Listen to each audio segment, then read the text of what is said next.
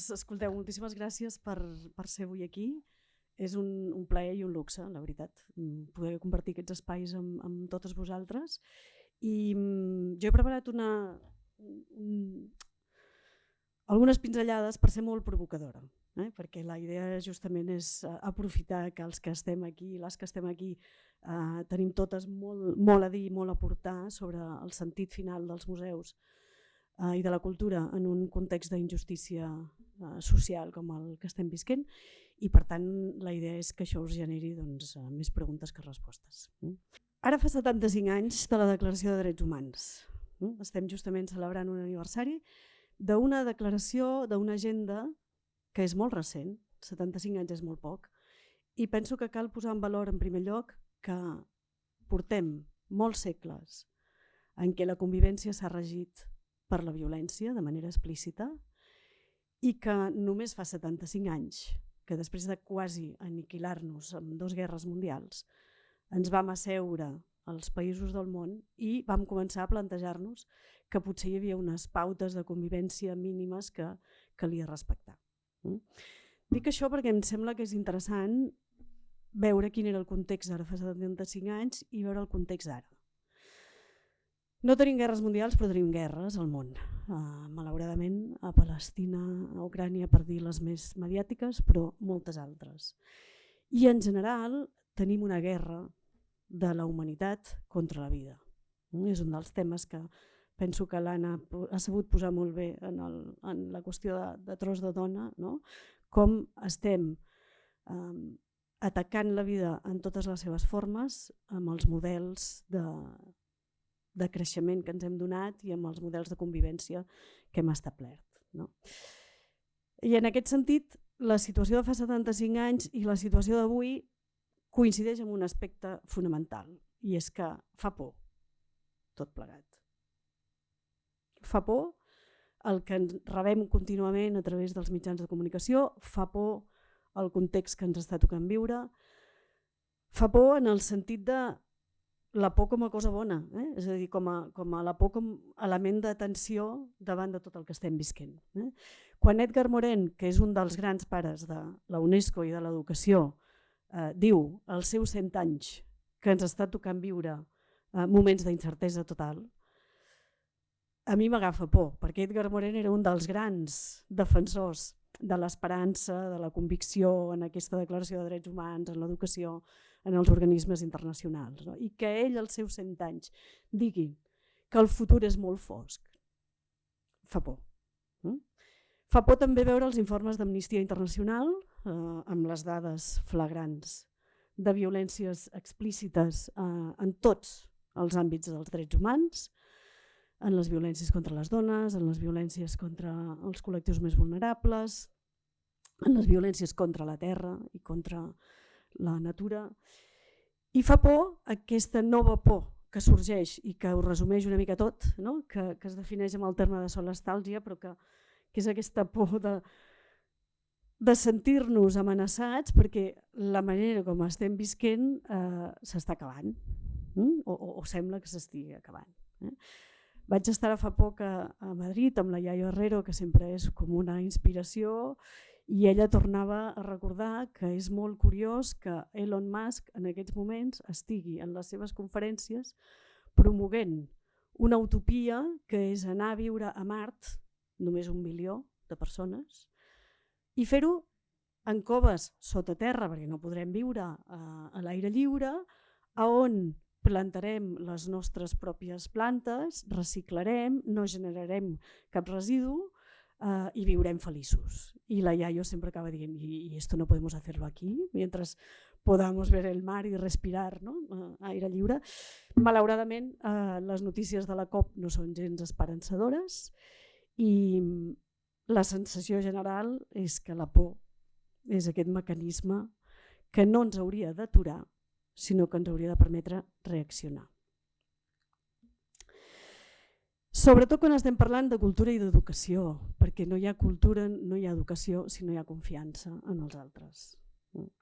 I necessitem confiar en els altres de manera urgent.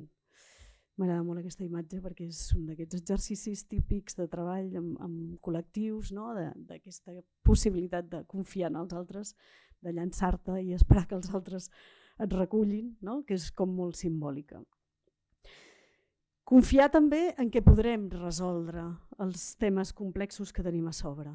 No? Aquesta és la qüestió fonamental. Confiar en què la creativitat humana, en què la nostra capacitat d'inventiva pot anar dedicada a resoldre els problemes i no a crear-ne de nous.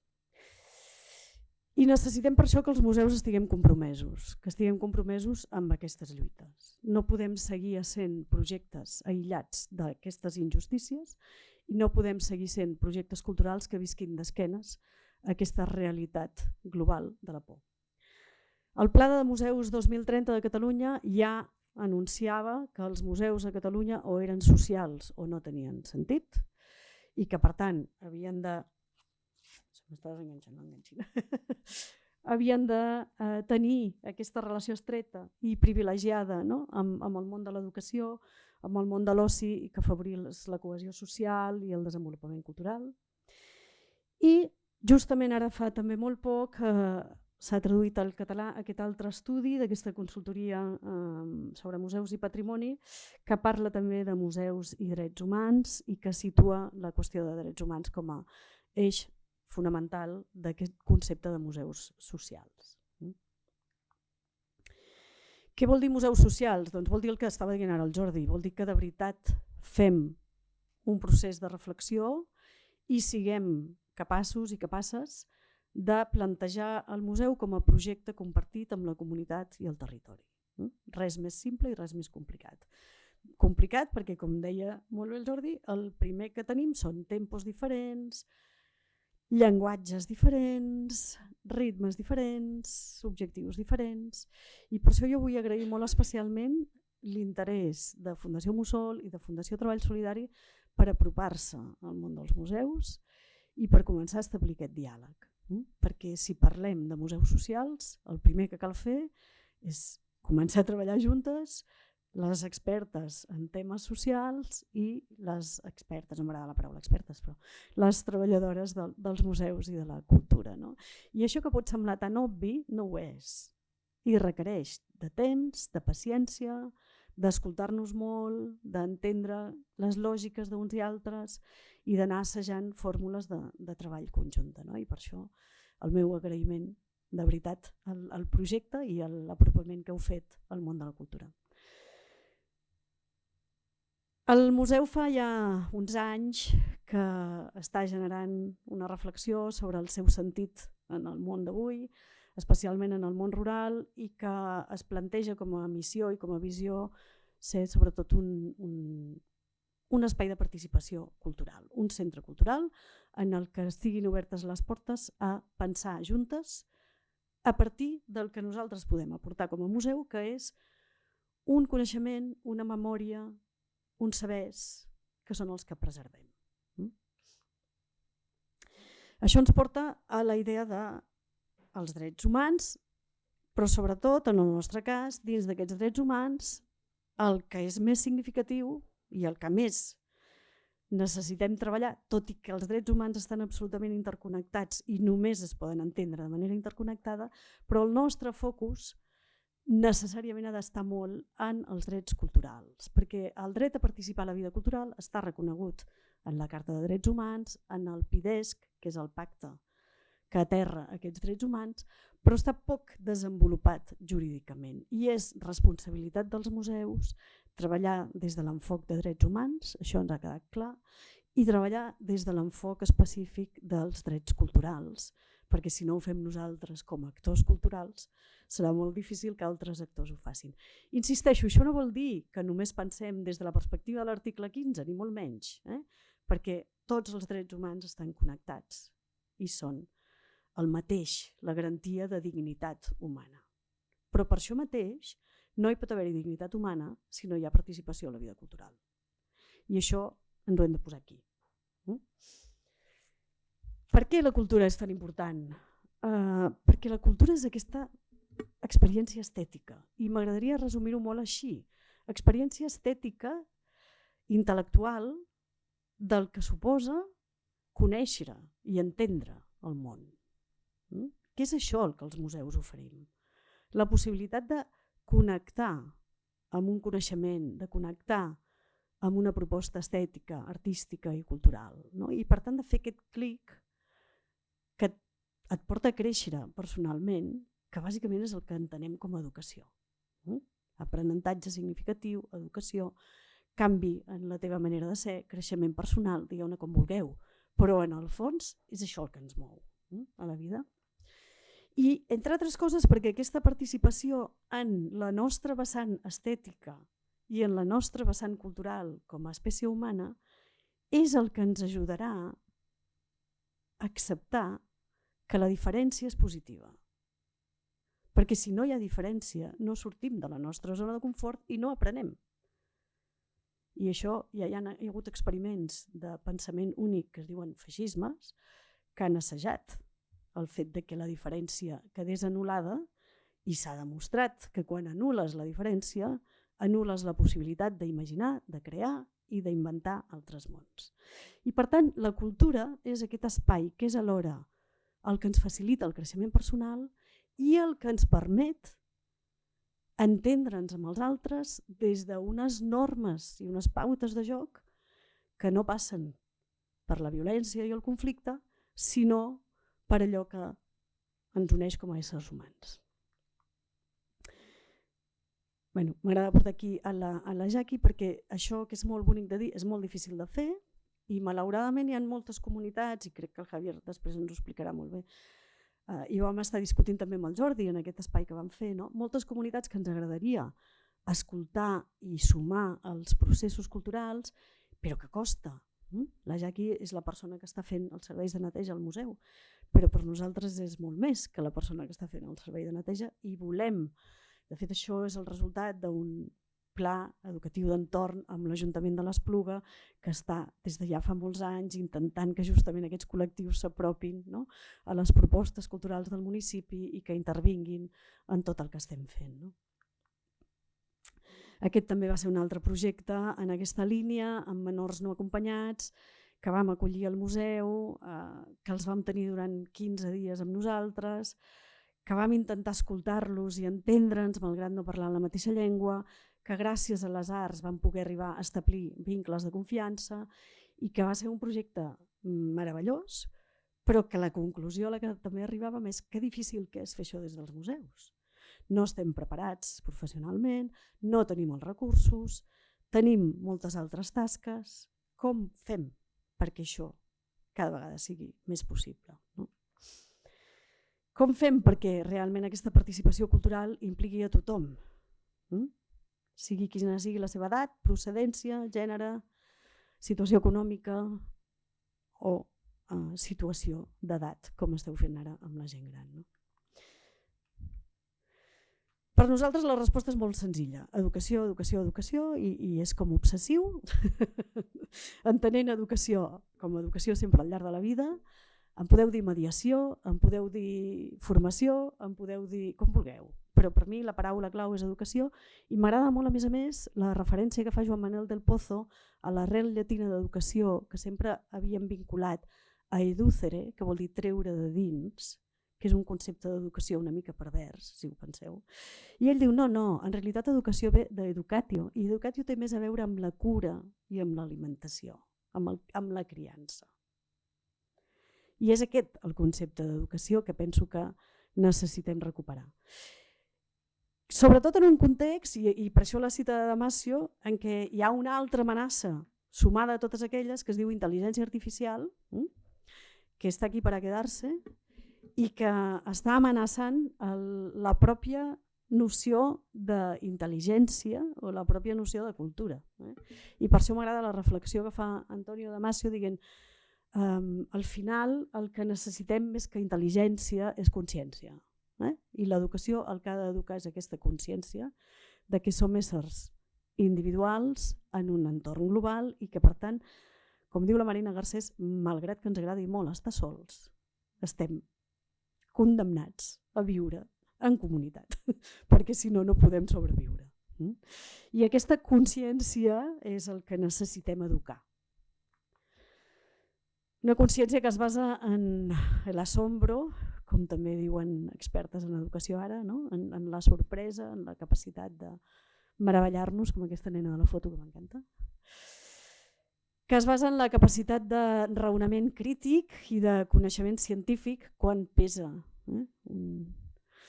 un canti d'aigua i per què està fred per fora i humit. Nosaltres n'hem dit educació cultural. És una educació que combina tot això que havíem separat per matèries i assignatures i que ara ja sabem que no ens porta enlloc perquè és el mateix les ciències naturals que l'art i és el mateix les matemàtiques que la música i és el mateix l'educació física que la física. I fins que no entenguem això estarem condemnats a no entendre el món. I el que s'està intentant ara és... a pesar de los informes PISA y de... Bueno, voy a pasarme un rato al castellano porque así descansáis, que si no...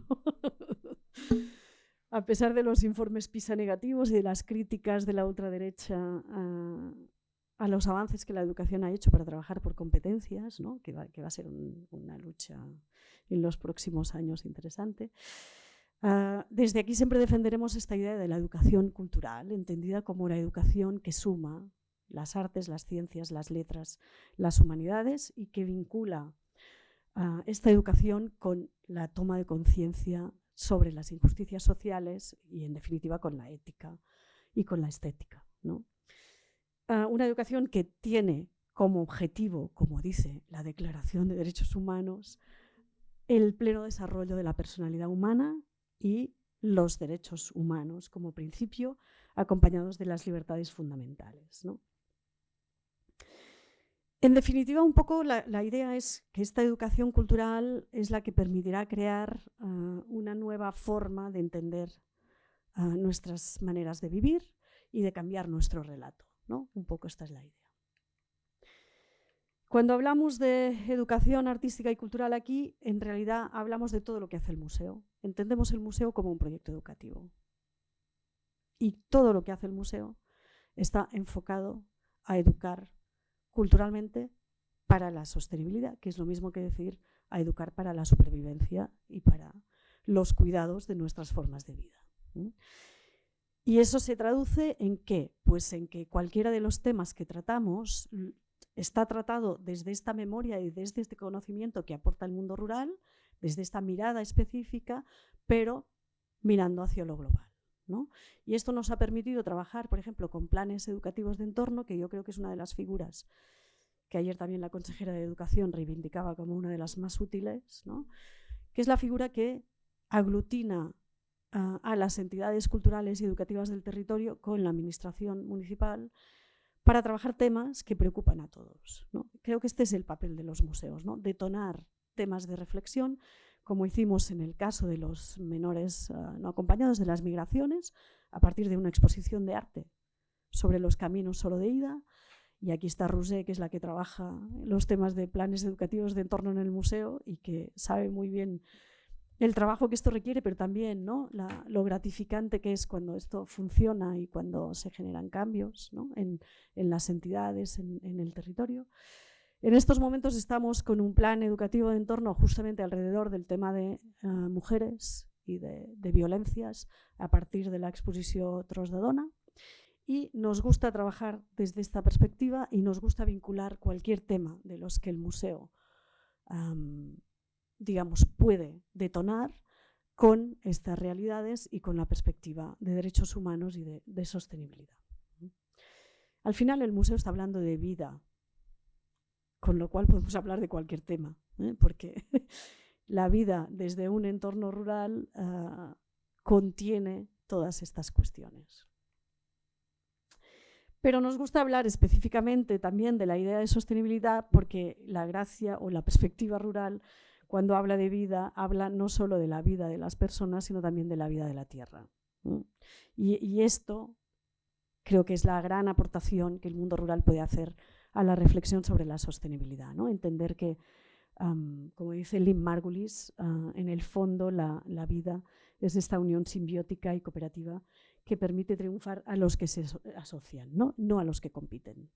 Este es el gran cambio radical de paradigma frente a las teorías más darwinistas y más de competencia con las que nos hemos criado, ¿no? Y bueno, y como también dice Norbert Elias, pues más que las personas consideradas una a una, son los grupos humanos los que necesitan asegurar supervivencia, y para hacerlo necesitan aliarse con los recursos naturales, porque no hay pervivencia sin planeta, ¿no? Y bueno, no sé si ahora haciendo así, sí. No hay sonido, hay un tema con el sonido, pero bueno, como hay subtítulos, desde Fundación Carulla nos gusta explicar que cuando hablamos de sostenibilidad estamos hablando de todos estos temas, de reconectar con la naturaleza, pero sobre todo también de participación en la vida cultural y de reivindicar mucho este eje, ¿no? De que no podemos seguir separando las cuestiones sociales de las ambientales, de las económicas, de las culturales, y necesitamos empezar a pensar desde la complejidad y empezar a contarnos desde esta complejidad. Esto es lo que podemos aportar desde el Museo de la Vida Rural, a partir de cuestiones que nos vinculan a estos temas esenciales: la vida, la pervivencia de la vida, la conservación de los productos que nos da la tierra y en consecuencia de la vida. Y bueno, hacerlo desde esta educación que básicamente lo que va a hacer es trabajar la imaginación narrativa. Es uno de los ejes de nuestro proyecto siempre, es esta capacidad que dice Martha Nussbaum de contarte y de escuchar lo que cuentan los otros, ¿no? Jesús Martín Barbero siempre dice que el verbo contar en español tiene 3 acepciones muy interesantes, ¿no? Contar, que cuenten contigo y contarte, ¿no? Que es como los 3 grandes ejes que resumirían también estas conexiones, ¿no? Y sobre todo, pues trabajar también la idea de pensamiento crítico y cómo esta imaginación, cómo esta creatividad, cómo esta innovación nos puede llevar a través de las artes, la cultura y la ciencia a conseguir esto que el marco para la educación artística de la UNESCO, que se está creando ahora, define como conectar, ¿no? La educación, el arte y la cultura con la idea de educación de calidad o educación de futuro, ¿no? Y creo que con estas imágenes y estos objetivos estratégicos ya he cubierto con mi tiempo y no quiero alargarme más porque quiero escuchar también al resto de ponentes. Muchísimas gracias.